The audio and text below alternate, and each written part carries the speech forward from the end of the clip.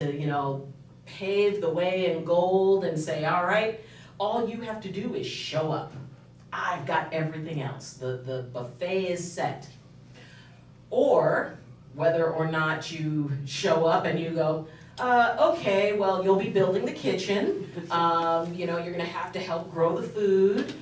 But at the end of it, you're still gonna get just as awesome a meal. So allow for that. Allow that the calling is just the beginning. The impulse is just the start.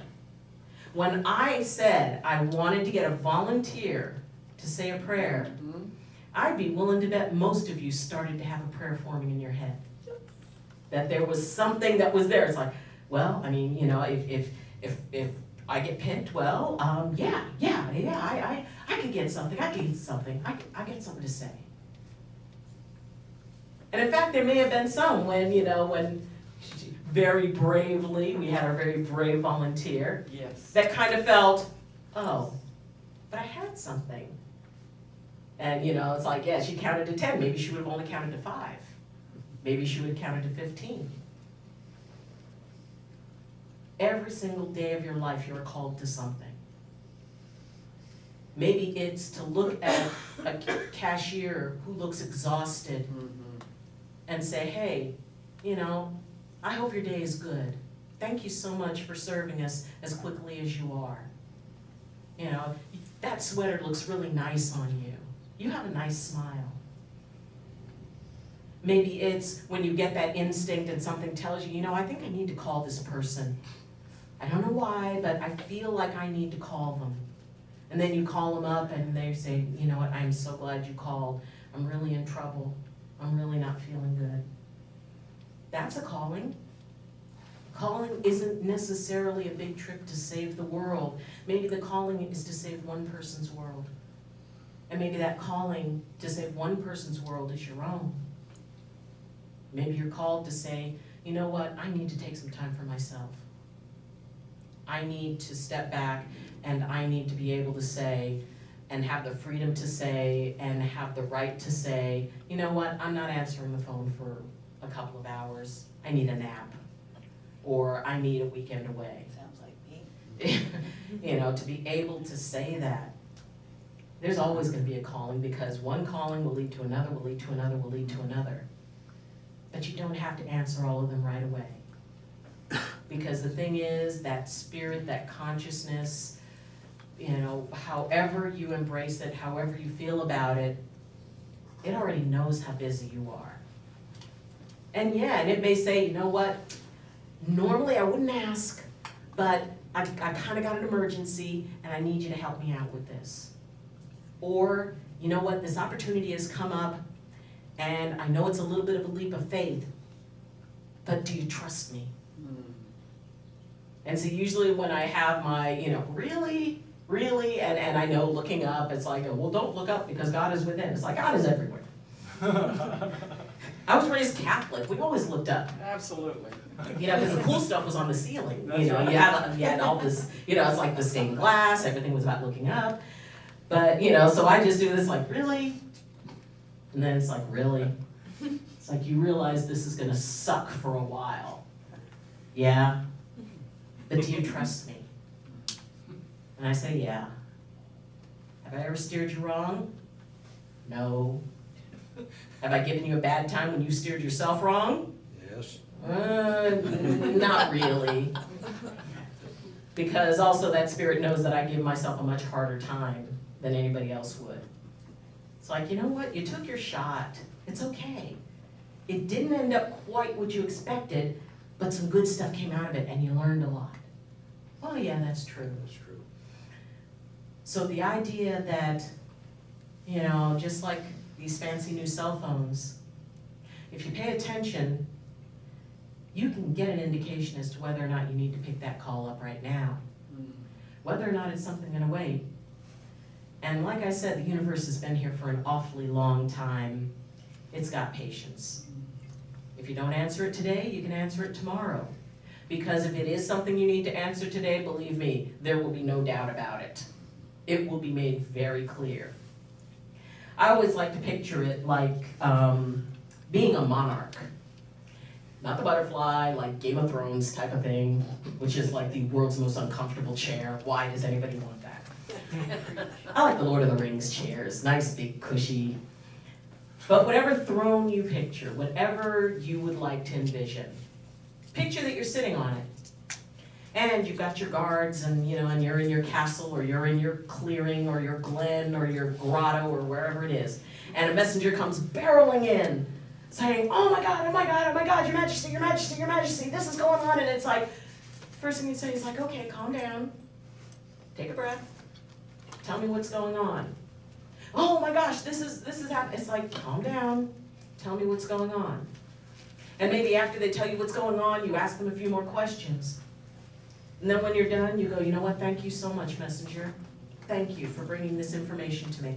You go rest, it's okay, we got this. And then what does every good monarch do? They call in their council. For me, my council is up here.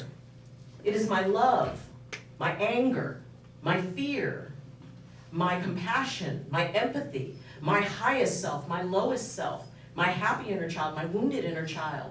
All those aspects of me are all on my council. So anytime anything comes in, any calling comes in, this is a council vote. And it's like, okay, what does everybody think about this? And fear's like, we're doomed. Oh my God, we are so doomed. If we do this, we won't be safe. And it's like, okay, fear, thank you. Anybody else like to weigh in? And love goes, well, you know what? We've got a chance to help out. We've got a chance to do some good things for some people. And we're gonna be okay. My anger says, is there any chance I could hit something? No? I'm out. I'm gonna go play Fortnite. So, see, I have a video game set for my anger because if that gets a little too crazy, it's like, go play video games, you're fine, get it out of your system. But the thing is that I go to the council, I go to that whole group of all the aspects of me. And it's like, okay, how good could this thing go and how bad could this thing go?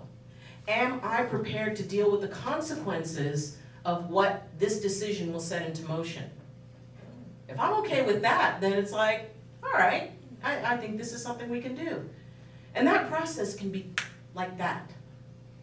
Once you get used to thinking, okay, I'm not going to react, but what is my process for choosing my action? How do I weigh this?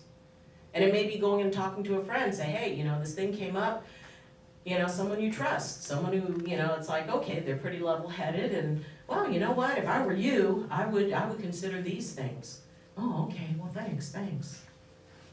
So there's a lot of ways to answer a call. There's a lot of ways to respond. But no matter how you respond from empowerment. Respond from choice. Respond from that place of, yep, this is either a good thing or, you know what, we're gonna let that sucker simmer for a few minutes because I don't have enough information. I will not choose something if I don't have enough information to be able to make a choice that I know I can live with, because I will have to live with the result of it.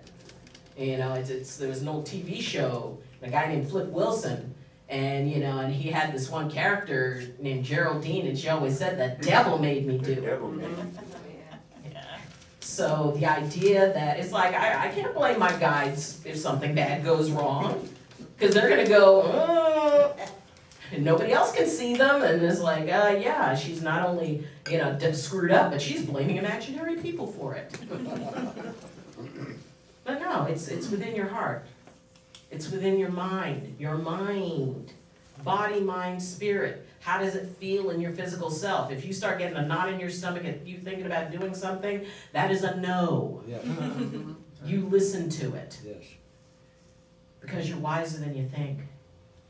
You're smarter than you know. You are more connected to spirit than you even realize. And you can trust that. Because bottom line, I take it into prayer. And even if that prayer is a one word, really? It's still a prayer. Yeah.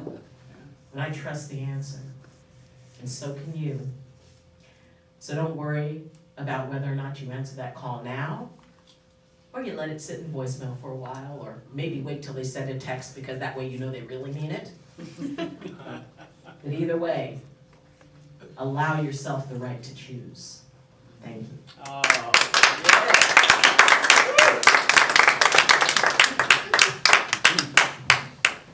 Awesome.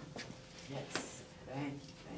So what we're gonna do now is, and I see our beloved Ronnie is here in his uniform.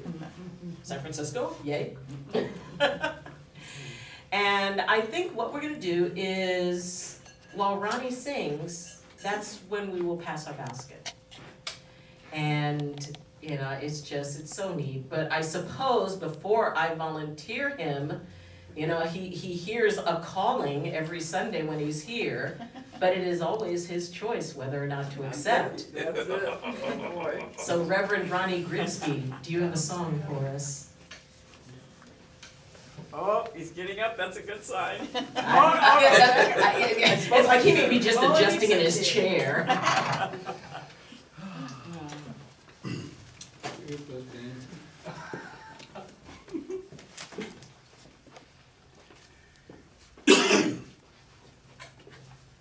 Spiders. I like spiders. Just not in my throat.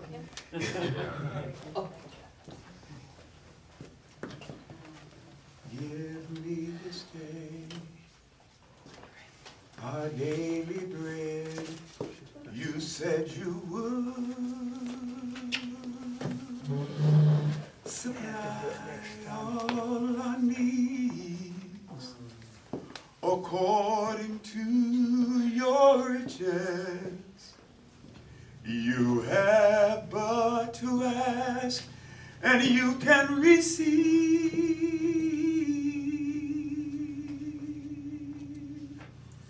To go from here and share this love you've given me, to help someone who's lost and cannot find their way.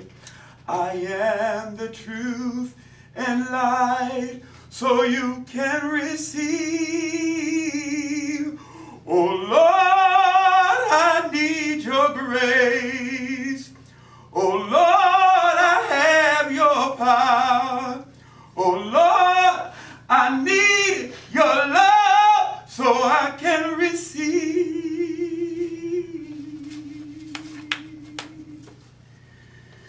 Give me this day your daily bread. Oh, yeah.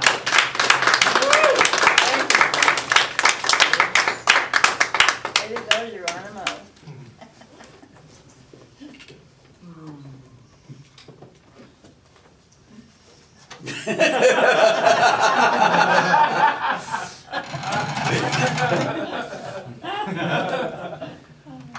That's why I don't like standing behind podiums normally, because I'm a little hobbit of a woman, and somebody is going to move the microphone up.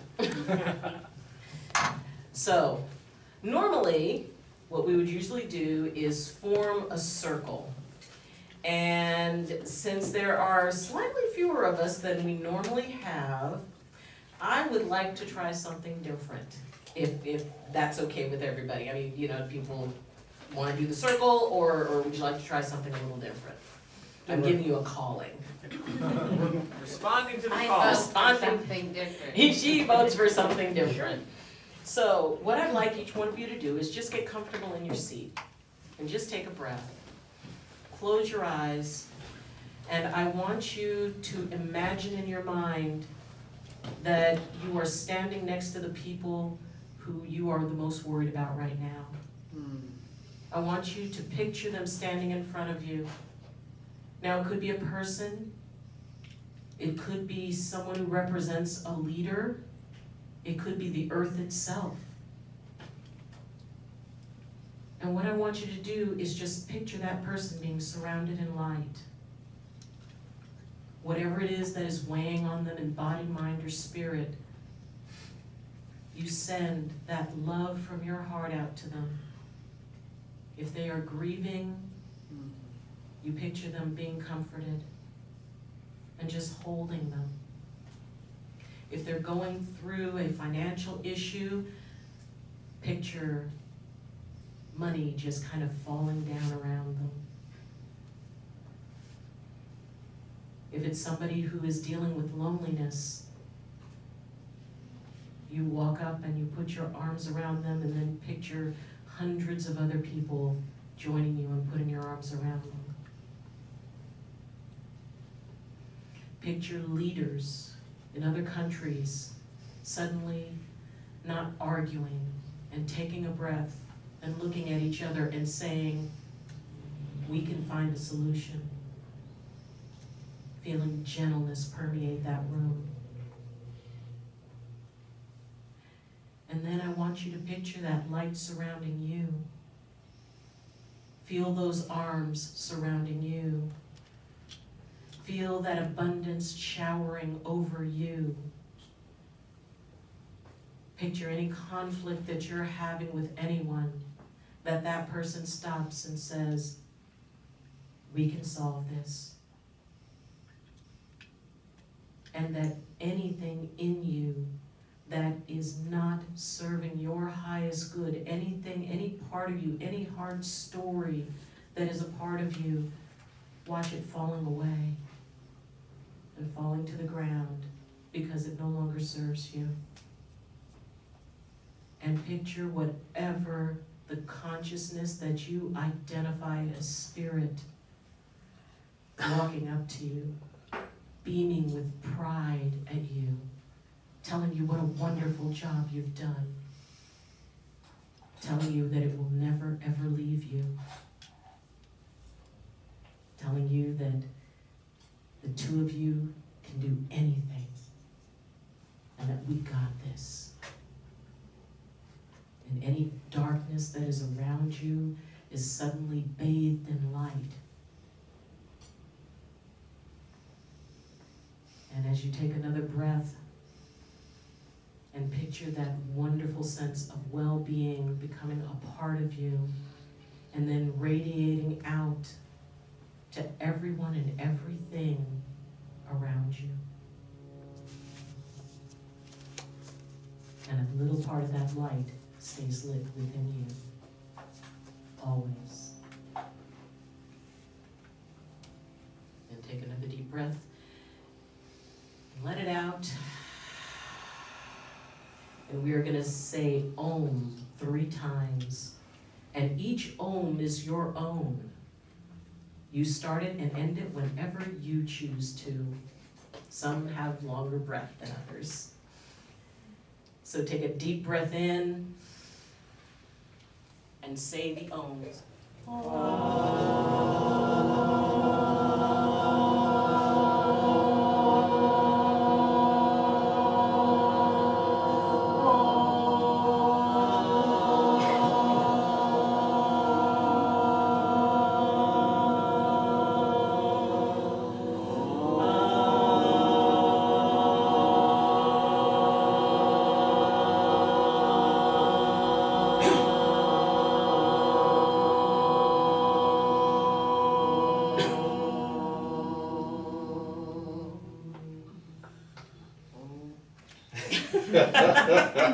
Janet's just going to keep going. So thank you for coming. Please enjoy the refreshments back there. If you have any questions about the church, the ministry, I am not just a, well, I would say not just the associate pastor, because technically I'm not, but I'm also the president of the Universal Church of the Master. Yes. The parent church for this charter and for many others. We have an amazing 100-year tradition, and as we start our 2nd century, you all are a part of it. So thank you for joining us. And again, there is the Reiki share that we'll be having. Regina, could you get up and share a little bit about what will be happening at the Reiki share? We'll be doing a Reiki share today. It officially starts at 1 p.m., but I am willing to start earlier if anybody is interested in receiving any Reiki. I believe it is free with a donation basket if you so choose to leave something. Yeah. And we'll be doing it in the room right next door. And if you are interested in learning about Reiki, Regina will be able to give you information about that and give you a little background on the tradition. So again, thank you for coming, thank you for being here, and we hope to see you next week. Yes. I may still get a prayer out of you, dude. I'll be back, we'll see. She's got her scopes on you.